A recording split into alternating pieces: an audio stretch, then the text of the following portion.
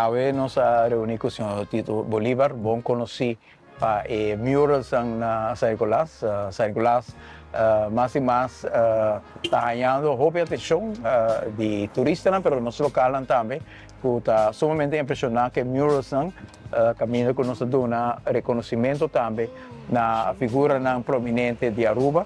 E durante algum dia passado, tem visita di signor Julio Bernardo Yusen, che è un artista sumamente grande di San Nicolás, che ha gana Via del Mar na Chile, ha gana un candidato di Song Festival também na Europa, un personaggio che por a guardo poni un poco de olvido di hopi anni passati e tutta di prominência, pero su prominência sta uno dei più grandi musicanti che Aruba ha llegado a conoscere. E para dar un reconocimiento a G, no se venga idea para acercar Tito, para portar un mural de Julio Bernardo Yusen arriba Chocolate City, tanto en aspecto de camina aquí, tiene una prominencia, pero establecimiento aquí también lo conocí en San Nicolás y por motivo no se quiere que un lugar sumamente adecuado para nos reconocer Julio Bernardo Yusen.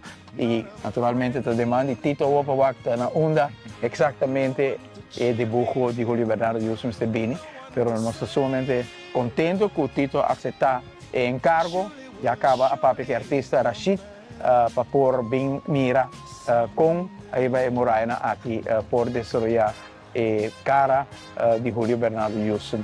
Nos quiere desfilar dia 17 de março, também tem uma atividade sumamente grande aqui, de quadra de 40 anos de estado à parte, e isso põe o contexto total de reconhecimento grande que nos dá na Julio Bernardo Yusen. E Tito, danke, tu vai aceitar um encargo importante aqui, nós temos confiança que lo por percurar aqui. Nós de artistas estamos sumamente agradecidos para el reach out.